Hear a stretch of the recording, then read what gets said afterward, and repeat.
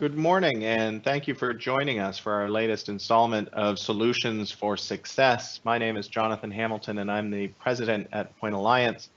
Today's topic is SharePoint migrations to Office 365 and some of the best practices and common pitfalls that clients sometimes overlook or don't consider when planning these initiatives. We're lucky enough today to be joined by Denis Molodtsov, a SharePoint architect and Office 365 specialist. Denis brings with him a wealth of experience working on projects both small and large when it comes to SharePoint migrations, and definitely has some great information and helpful tips that everybody should be thinking of before embarking on one of these projects. So without further ado, I will turn it over to Denis. Hello, everyone. Let me share my screen.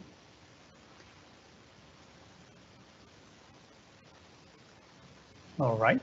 Tell me if it's up. So my name is Denis Molodtsov. Hello, everyone, and welcome to our session. Because we only have 25 minutes, I'll blast through several slides here. But the biggest point I want to make is that if you have questions, please ask them. We'll be able to answer them while you ask them. So we're going to be talking about large migrations, and to just have a specific case in mind. So the large migration in our case will be 40,000+ users using SharePoint on a daily basis. 13 years of history of documents, subsites, and many, many owners on every site. At least 4 TB of data, or maybe up to 10. We'll be dealing with SharePoint 2010 migration to the cloud. It's going to be 3 large farms and 5 smaller farms. That's not uncommon for clients to have more than one. Don't be surprised. We'll have at least 1,000 site collections and let's say somewhere between 10 and 40 web applications. So that's our case. Let's start with the common mistakes that are made by the typical client that want their SharePoint moved to SharePoint Online from on-prem. The first is the expectation that SharePoint Online has no difference between SharePoint on premises. You can just lift and shift and everything will work as is. That's not really the case. SharePoint Online is very different from SharePoint on premises. Many things will stop working, or you'll have to implement them different way. Another thing is that you expect to be able to move everything to SharePoint Online. In my practice, after migrating a dozen or so SharePoint farms, that's not the case. You can hope to migrate most of your content to SharePoint Online, but because your farm might be having a little bit of a history, 10+ years of customizations, and some of them might be business critical. In this case, you need somewhere to host your customization.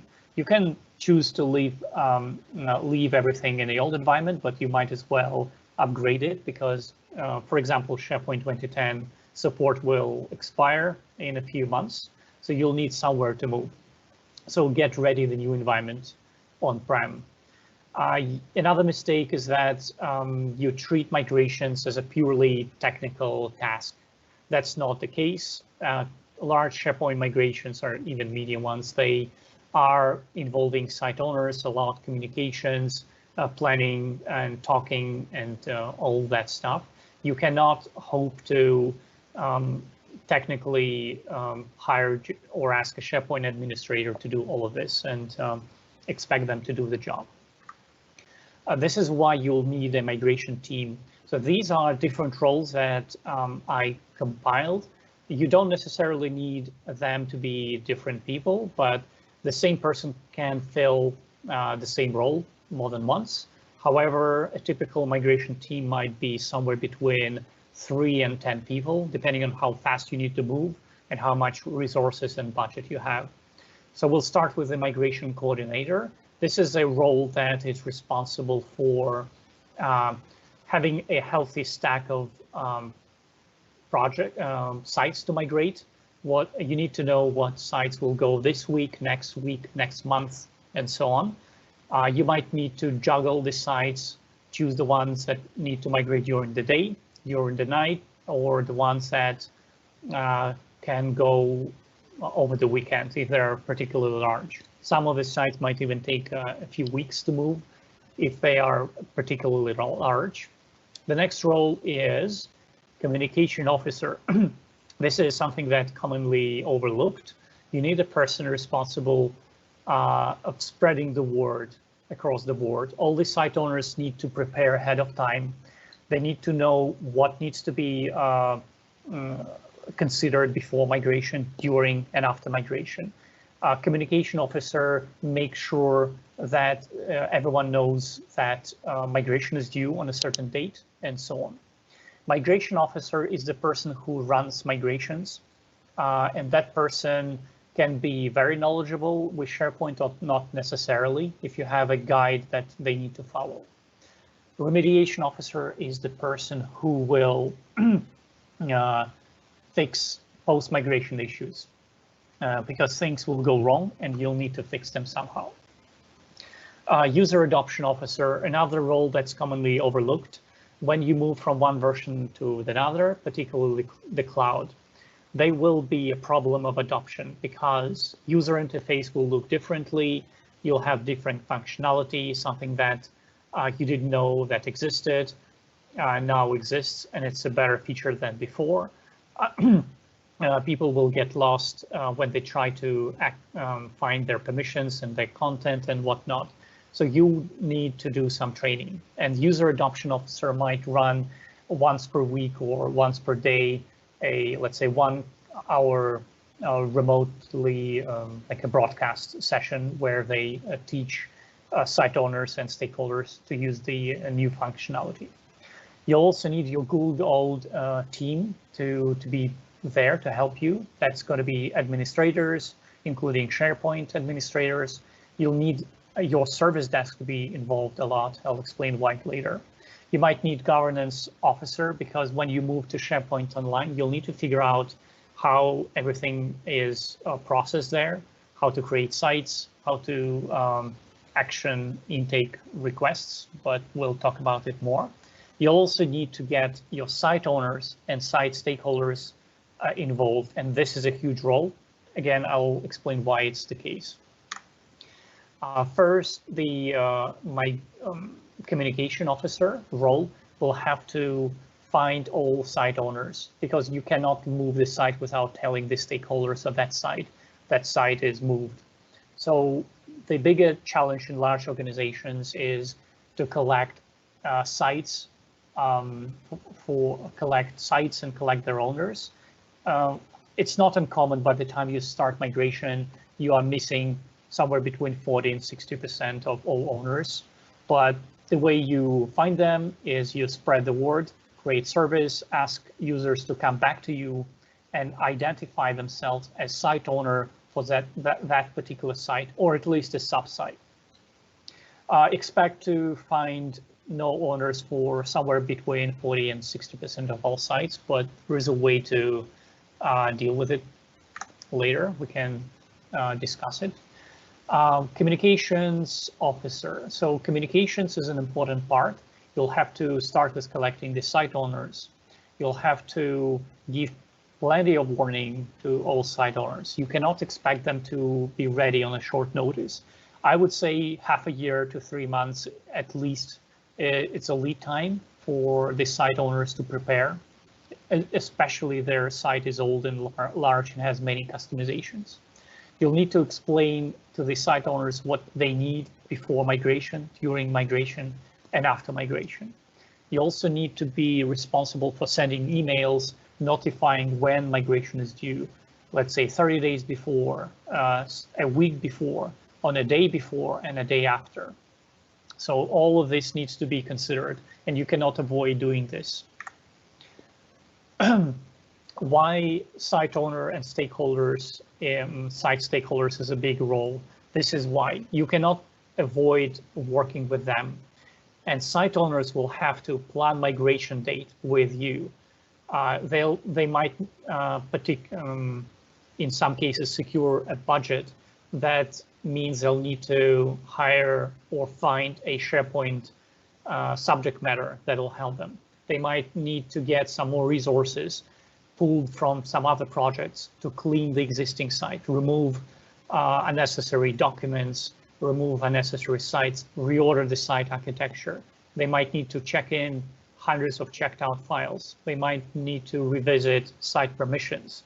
They might need to rewrite customizations, do POC with SharePoint Online, and so on and so forth. They need to check if post-migration, if site post-migration is still working. They might need to consider updating external integrations with SharePoint and external links that point to their SharePoint site. As you can see, it's a lot of work, and site owners is an intrinsic part of your migration team. User adoption is extremely important. As I mentioned, users will have to have their skills ready by the time migration is due to be able to rapidly verify that their site is still working. They might need to do remediations themselves to their customization. They know how they implement it, but they maybe necessarily know on a short notice. Plus, the user interface in SharePoint Online is quite a bit different, so they'll need to expect that, and you'll need to give them some training or expect them to study on their own at least to have the minimum training. You'll also need knowledge database, and the knowledge database should include everything that site owners need to know about migrations, what they need to prepare before, during, and after. The knowledge database needs to contain information on how to manage permissions. Yes, it's an old topic, but it's #1 issue or request you'll get after you migrate. Expect a lot of these questions. Instead of answering separate emails, get your knowledge database ready that explains how to do this. It's a mistake that many site owners make. They expect the URLs to be either identical or managed by them. That's not the case in SharePoint Online. You will always have, after migration, the URL that will contain sharepoint.com somewhere in your name, and the site owners will have their name of their website under either sites or teams. And this is what they need to know before migration. Some of them might not be okay with it, but this is nothing you can do. You just need to let them know and come up with a naming convention that fits everybody. Pre-migration assessment, you can never skip that, and this is what you start with. The tool that you should use ideally is SharePoint Migration Assessment Tool. I'm not sure if it supports SharePoint 2007, so you'll have to use your custom scripts for that, I believe. But starting from 2010, it's an official Microsoft assessment tool that provides a bunch of reports for you. I'll zoom in a little bit so that you can see better. So you'll get a list of alerts, BCS applications, checked out files, customized pages, large lists, info path forms, workflows, and many, many more things. This is by no means the full list, but it covers you, let's say 60 to 70% of what you'll potentially want.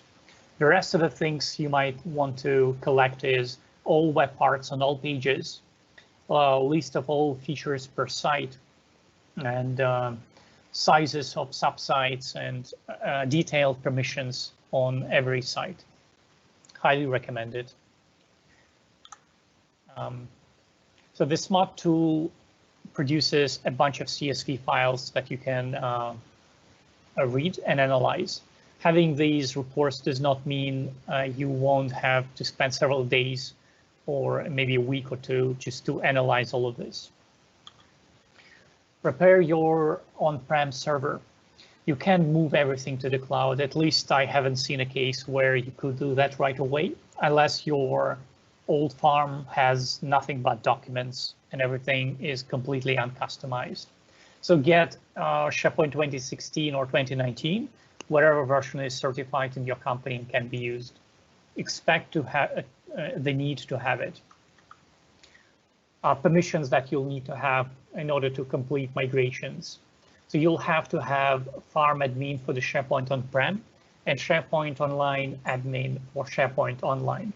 It is highly recommended to have Office 365 admin and global Office 365 administrator. It's not required, but at some point you might want to create so-called Azure app to run migrations through that instead of using login and password. The tools that you'll use to do migrations. There are many, many tools. I would probably say there is at least 15 or 20 I've seen, but these are I use myself, and I can guarantee you they'll all work. Although some of them are cheaper and some of them are more expensive, some of them are more buggy than the others, but depending on the size and complexity of your site, you might get away with just using ShareGate, or if you want a cluster migration, you can get AvePoint or MetaLogix so that you can run migrations through a migration cluster using multiple servers at the same time.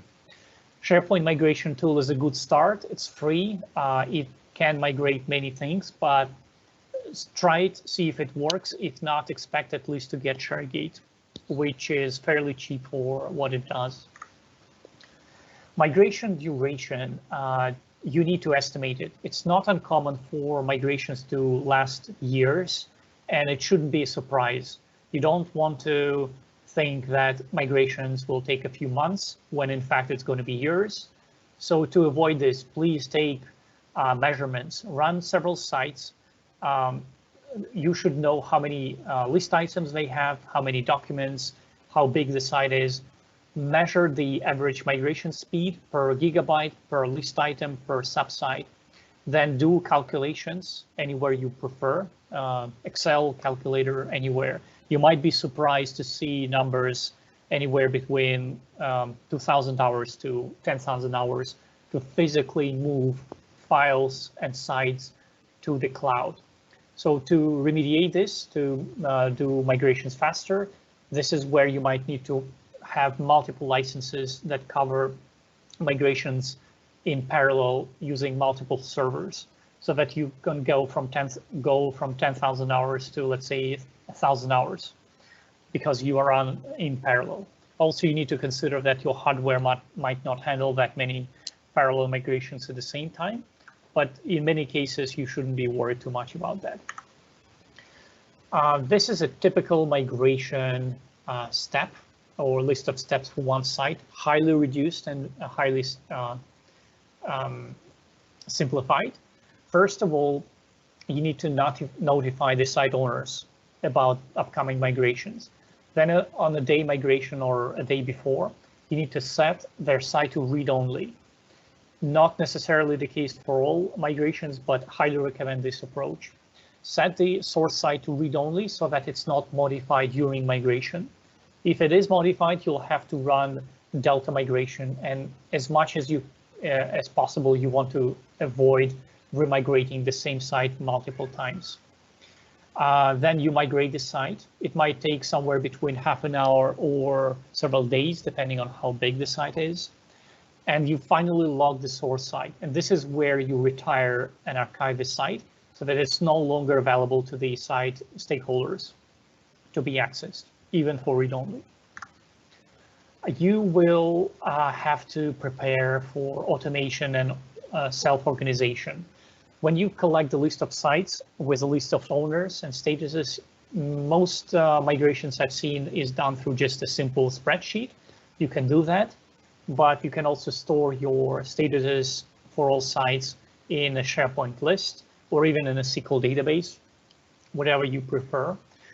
So it's a first good step, but after you do that, you can run automations against this list, SharePoint list, Excel, SQL, so that you can run automated scheduled migrations. You can also send automated notification emails to the stakeholders saying, hey, your site was migrated or will be migrated. I was able to successfully use Flow for that. And Flow is a great mechanism to send templatized emails on T-30, 7, -1, +1. Highly recommend using automation. But first, please start with organizing your data source. Store all of your sites somewhere. This is where the automation will be highly beneficial later on. This is another typical mistake that site owners and just organization make. They expect SharePoint to be moved from one environment to another and most integration points to seamlessly continue working. Or another mistake is that they just don't realize they have it. Many site stakeholders do all of these integrations without telling anyone.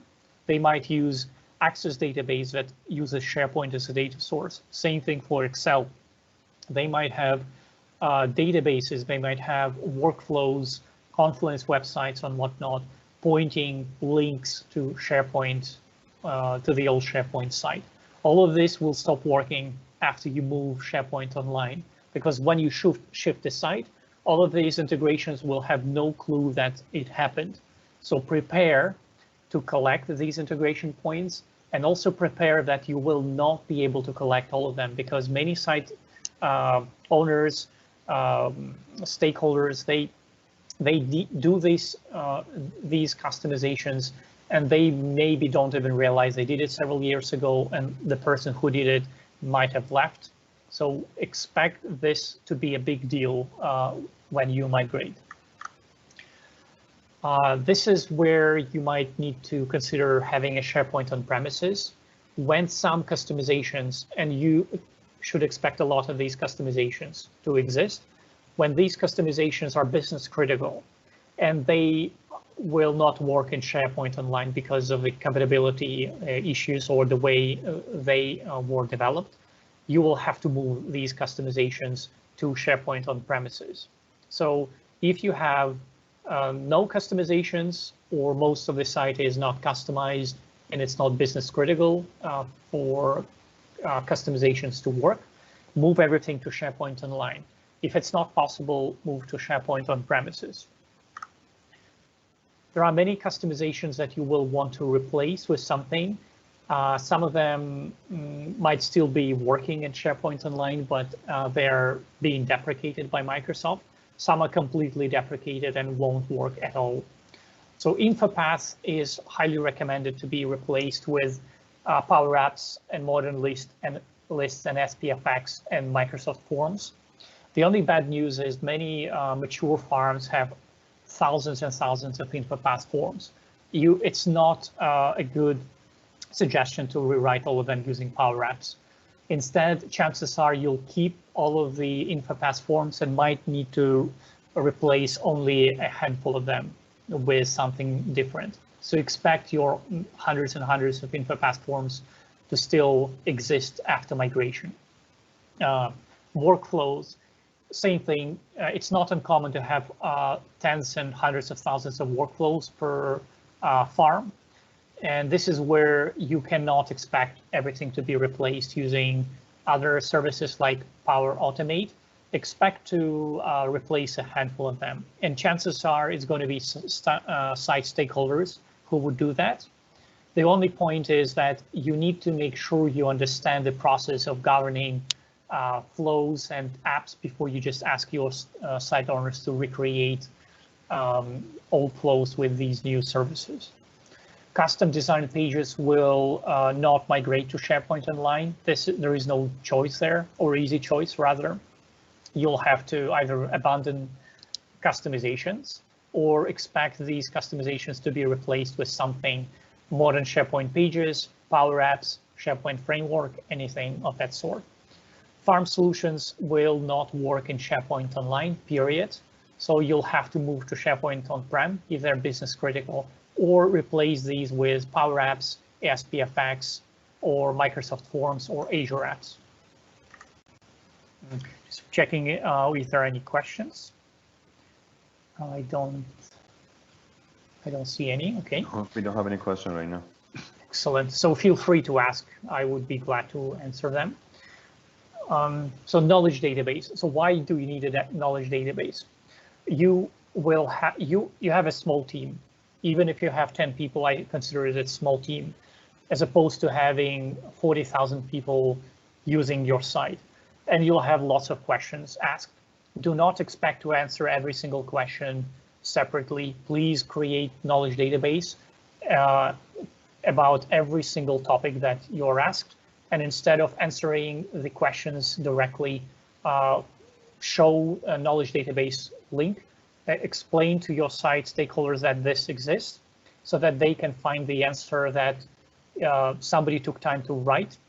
It might be multiple paragraphs, screenshots, videos, lots of work. You cannot expect to give high quality answers every time, but with knowledge database, that's how you fix it.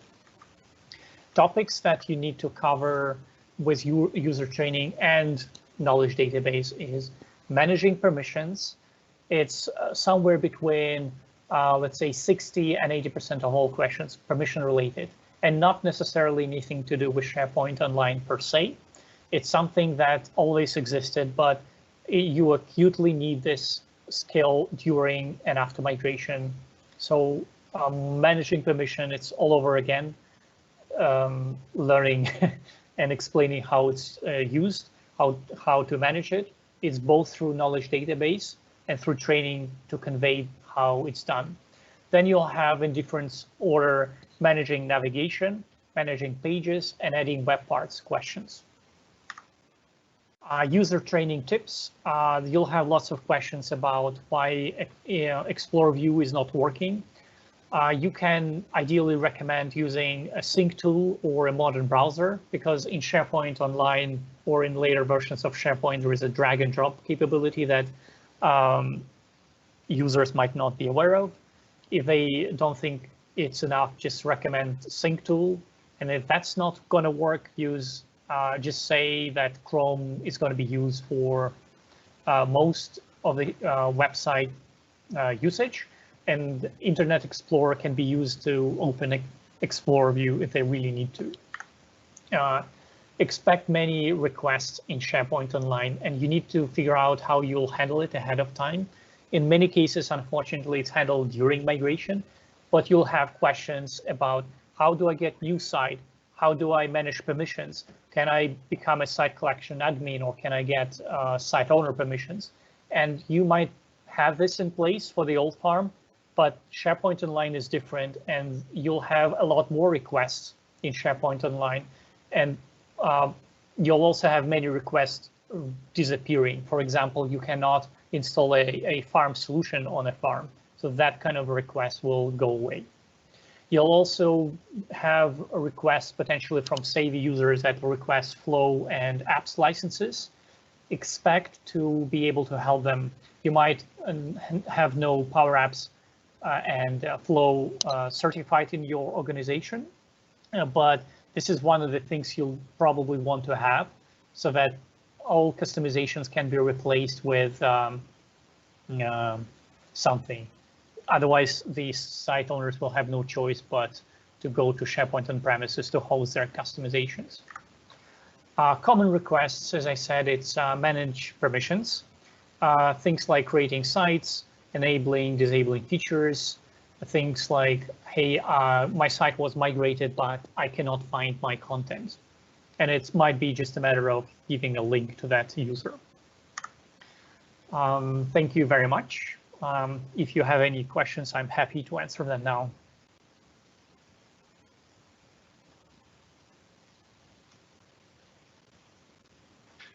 I don't think there were any questions, Denis. The only one I saw, and I'm not sure if you touched on it quickly, I think you did, was just around info path forms and sort of the options there and recommendations around best practices. Info path forms, for the most part, migrate just fine to SharePoint Online. However, there could be so-called swap calls or unsupported API calls or managed code. If that's present in your form, the form will be migrated, but it'll be broken after migration. So you might need to go to SharePoint on-prem for that, or you might need to rewrite your InfoPass form so that it does not use unsupported connections. And one other question, again, around best practices for rebuilding server-side solutions in Office 365, such as SPFX web parts and things like that. I don't know if there's sort of a one answer fits all, or just sort of what are the things to evaluate or look at as you're looking at moving some of those custom apps. It's a good question. In many cases, the customized farm solution took years to develop, and it could be hundreds or thousands of hours to, well, probably dozens or hundreds of hours to recreate it using Azure and SharePoint framework or even Power Apps. So if that's not feasible, you might expect to be moving the site to SharePoint on-prem. If you long-term want to invest into rewriting everything, at first consider replacing the feature with something that you can find in the App Store, or buy a ready-made solution that might cost, let's say, $100 or $1,000. Might be cheaper to buy it rather than to rewrite it. Then if you rewrite it or replace it, find the platform that might host it successfully and won't need much maintenance and extra servers. So you might need to start with Power Platform, because it's already part of Office 365. If that doesn't work or fits the bill, use Azure to host Azure web apps or Azure functions. In this case, you'll need to have a billing set up, subscription, and approval for having Azure. If you have it, that'll work for you. And also, if you want to host something inside SharePoint as a web part, you might need to consider, again, Power Apps or SharePoint framework. So all of these things need to be considered in order. Start with replacing. If it cannot be replaced, start with some platform that's the easiest to get approval or will have as little maintenance need necessary as possible. That's great. I think that addresses the online questions for now. Denis, thank you very much. That was, again, a wealth of information and very helpful. For those of you, again, that attended, thank you very much. You can find us on the web at pointalliance.com/contact us. We have these webinars running at least every month, and you can find those on our website at /events, and follow us on our social media channels. So Denis, thank you very much, and we look forward to talking to everyone in the near future.